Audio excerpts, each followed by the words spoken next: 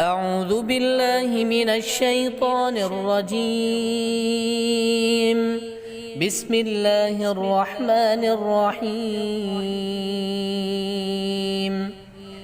القارعة ما القارعة وما أدراك ما القارعة يوم يكون الناس كالفراش المبثوث وتكون الجبال كالعهن المنفوش